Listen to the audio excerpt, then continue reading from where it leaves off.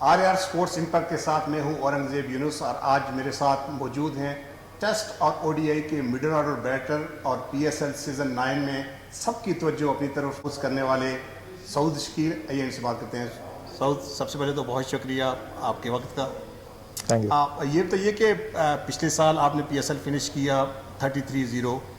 इस साल आपने ऐसा क्या किया कि आप कोयटा की टीम में वापस आए, फिर नायक कप्तान आप वापस आए, फिर एज ए ओपनर आया और फिर एज ए ओपनर आके आपने जिस तरह की परफॉर्म किया तो सबकी ज़बान पे अब एक ही नाम है सऊद शकीर।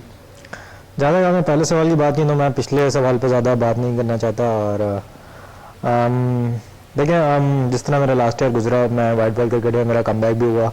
पहले वर्ल्ड कप में, एशिया कप में गया पाकिस्तान के लिए, वाइट बॉल क्रिकेट में, वनडे क्रिकेट में कमबैक किया। तो कोशिश कर रहा था, अपने गेम पे भी थोड़ा सा काम कर रहा था। कोई जो चीज़ें थी एज अ प्रोफेशनल क्रिकेटर आप कोशिश करते हैं कि जो भी मॉडर्न डे डिमांड है उनको आप पूरा करें और अपने हर गेम पे भी फोकस करें, आगे से एक रेड बॉल लिमिटेड होकर खेलें। तो बस उसी चीज़ों को फोकस करते हुए जो है मैंने अपनी बैटिंग स्किल्स थोड़े से डेवलप किया, थोड़ा माइंडसेट पे काम किया। तो उसके साथ ये कि अच्छे पॉजिटिव रिजल्ट आना शुरू हुए।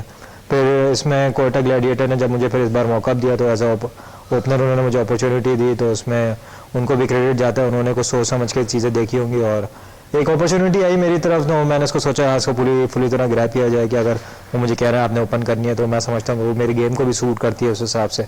जिस तरह फिर मैं ओपनिंग पे कोयटा ग्लैडिएटर्स के लिए आया हूँ। अच्छा, जिस तरह आप आए, आपने ओपन किया, जिस तरह आपने रन किए, जिस तरह मॉडर्न डे क्रिकेट में जो डिमांड होती है शॉट्स की, जो वैगन व्हील होता है एक प्लेयर का, वो सारे खाने आपने पुर किए। चाहे आप स्कूप शॉट ले लें, चाहे आप नो लुक शॉट, आजकल एक बड़ा पाकिस्तान में उसकी बात की जाती है, वो भी आपने बड़ा अच्छा खेला। जो भी वैगन गेम में जो भी क्रिकेटिंग बुक में शॉट्स आती हैं वो सारी आपने खेली। लेकिन अब वर्ल्ड कप चूंकि आ रहा है, अब सबकी नज़रें जो है वर्ल्ड कप पे है, वर्ल्ड कप की सिलेक्शन पे है। लेकिन पाकिस्तान में अगर 2020-21 से मैं देखूँ तो नंबर 3, नंबर 4 और 5 में बहुत प्रॉब्लम आ। 6 पे पाकिस्तान ने बहुत सारे बैटर जो है वो ट्राई किए मगर कोई भी उस नंबर पे क्लिक नहीं कर सका।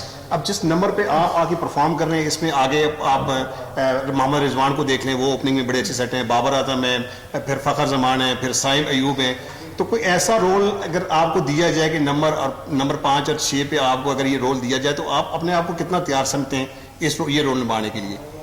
देखिए, ये इट्स टू अर्ली कि मैं ये सोचूंगा मैं पाकिस्तान के लिए T20 में किस नंबरों पे खेलना चाहता हूँ या कोई भी मुझे रोल दिया जाए। अभी राइट नाउ जो मेरे पास अपॉर्चुनिटीज़ हैं और जो मैं कोशिश करता हूँ कि प्रेजेंट मोमेंट में रहूँ, तो मेरे हिसाब से मैं इसी को काफ़ी इन्जॉय कर रहा हूँ कि जो अभी मुझे अपॉर्चुनिटीज़ मिल रही हैं। अगर मैं कोयटा के लिए ओपन कर रहा हूँ तो मैं समझता हूँ कि मुझे अभी बाज़ाहिर उन चीज़ों पर ध्यान नहीं देना चाहिए, ना कि जो चीज़ मेरे पास अभी जो चैलेंजेस सामने हैं उन पर ही ध्यान रह जाए।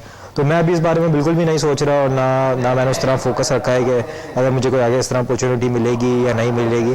तो मेरा अभी जो भी पूरा ध्यान है वो सारा अभी PSL पे है।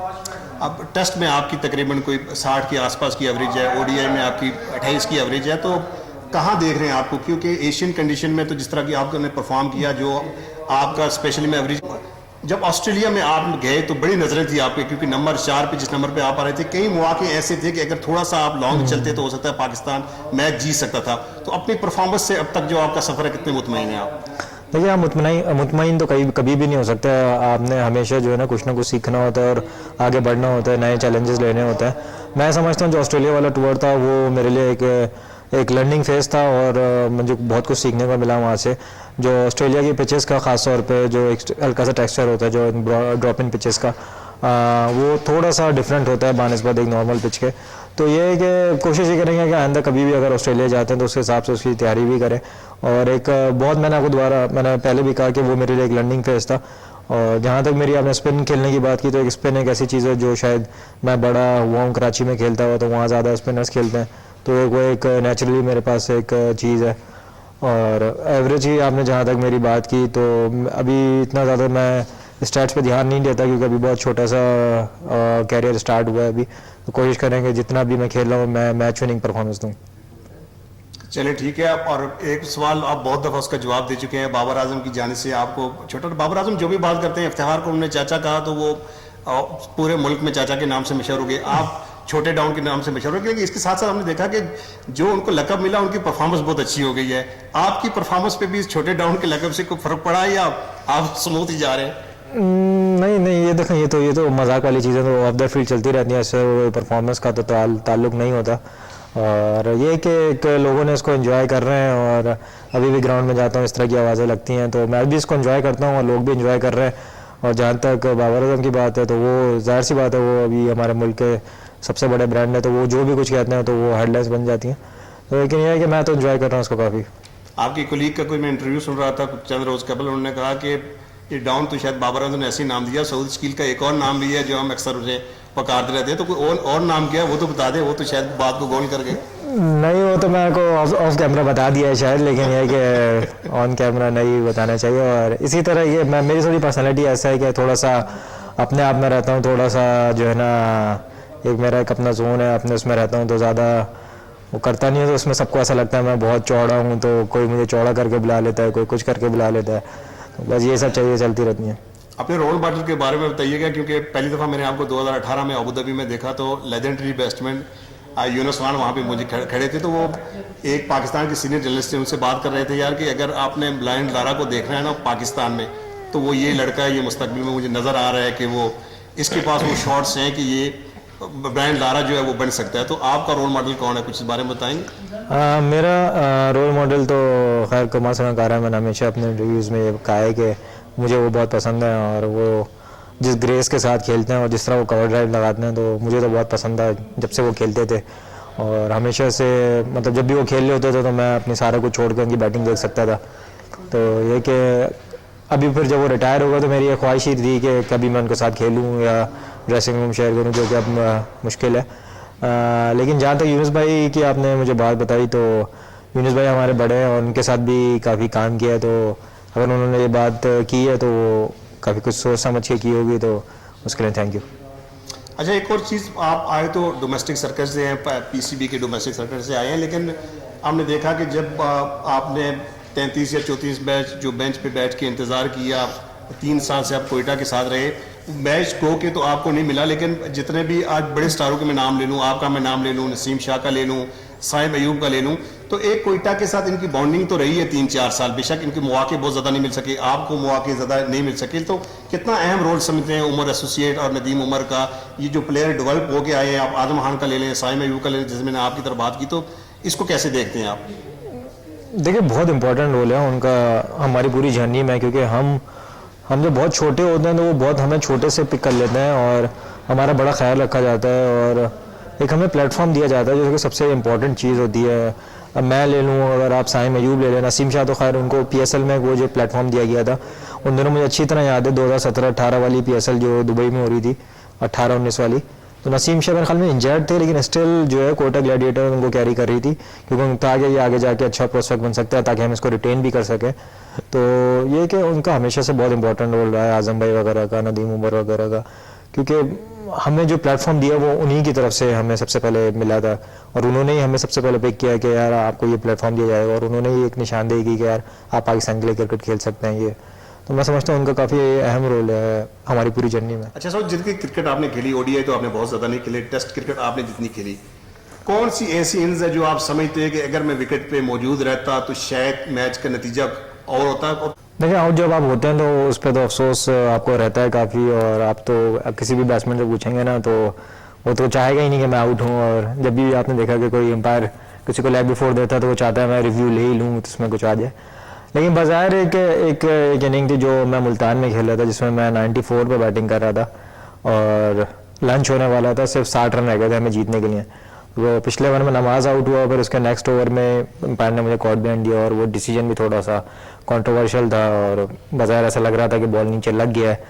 तो वो एक ऐसी एक इनिंग थी कि, और वो इतना स्टार्ट था मेरे कैरियर का, सिर्फ सेकंड मैच था मेरा वो, तो वहाँ मैं अगर सेंचुरी भी करता और वहाँ पे पाकिस्तान टेस्ट मैच जीतता तो उस पूरी सीरीज़ का रिजल्ट भी चेंज होता, वहाँ पे 1-1 वो मैच हो जाते और हो सकता है फिर हम तीसरा मैच अलग तरीके से खेलते।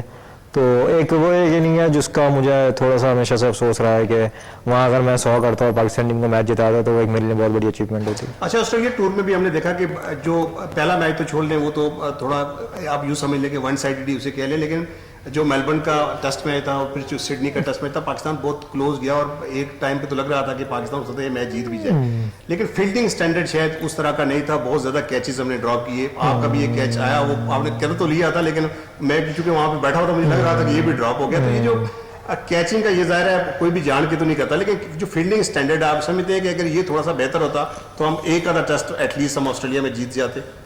देखिए वही बात है ना कि हम जो वो सीरीज में ना जो क्रूशियल मूवमेंट्स आए ना, तो उसको हम जो है ना बिल्कुल भी कैच नहीं कर सके।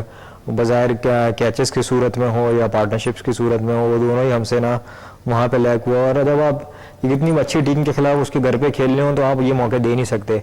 बिल्कुल ज़रूर आपने सही कहा कि उस सीरीज़ में हमसे थोड़ी सी ख़राब फील्डिंग हुई, जो जिसका रिजल्ट पूरी सीरीज़ पे आया, और इस तरह होना नहीं चाहिए और कोशिश करेंगे आगे इसको अच्छा करें। यही वो बात है कि अगर आप इन चीज़ों को अच्छी जगह कैश कर लें तो सीरीज़ का नतीजा चेंज होते हैं। और एक सवाल अगर आप चाहें तो इसका जवाब दें, कुछ ऐसी खबरें भी आ रही थी कि किसी ने आपका स्टांस जो है वो चेंज कराने की बात की, तो कुछ ऐसा हुआ था? कुछ अगर आप बताना चाहें तो। मेरा ख्याल है कि ये थोड़ी सी मैं ऑनेस्ट बताऊं, मैं बिल्कुल भी सोशल मीडिया इतना यूज़ नहीं करता, और मुझे तो बाद में ये चीज़ें पता चलती हैं, अच्छा ये हो गया। तो इस तरह कोई भी चीज़ नहीं थी, और उल्टा मैं हफीज़ भाई के पास गया था से डिस्कस करने के। मुझे ऐसा लगता है कि कभी कभी मेरा स्टांस काफ़ी बड़ा हो जाता है, तो आपको इसमें क्या लगता है? तो जो खबर मेरे ख्याल में बाहर आई वो इस तरह सी थी कि हफीज़ भाई ने मुझे बोला कि स्टांस छोटा कर लो या इस तरह, लेकिन वो बिल्कुल जो है वो बात सही नहीं थी। उल्टा मैं हफीज़ भाई के पास गया था ड्यूरिंग प्रैक्टिस कि हफीज़ भाई मुझे ऐसा लगता है कि शायद मेरा स्टांस बड़ा है, तो उन्होंने कहा कि बीच हुआ इसको नहीं ध्यान दो, हम जो है इसको बाद में भी देख सकते हैं। और उनको भी ऐसा लगता था कि हाँ ये बड़ा है, इसको इतना बड़ा नहीं होना चाहिए था। तो अब मुझे नहीं आइडिया कि वो खबर किस तरह जो है वो आई, क्योंकि मैंने ऑनेस्ट बताऊँ मैंने वो खबर पढ़ी भी नहीं है, बस मुझे हवा में पता चली है, तो मैं इतना यूज़ नहीं करता सोशल मीडिया वगैरह। तो ये कि अब जो चीज़ हो गई तो उसको नहीं इस तरह होना चाहिए। टीम में सऊद शकील की सबसे अच्छी दोस्ती किसके साथ है? टीम में सबसे ही अच्छा रहता है, थोड़ा सा अच्छा टाइम गुजरता है। जिस तरह हम खाने वाने पे साथ होते तो आगा हो गया, साइम हो गया, इन लोगों के साथ खाने पे होते हैं, अब्दुल्ला वगैरह के साथ खाने पे इकट्ठे होते हैं, उनके साथ बहुत अच्छा टाइम गुजरता है। फिर सरफराज भाई वगैरह के साथ जो एक ग्रुप है, सबके साथ अच्छा टाइम। शौक से क्या पसंद है सऊद शकील को?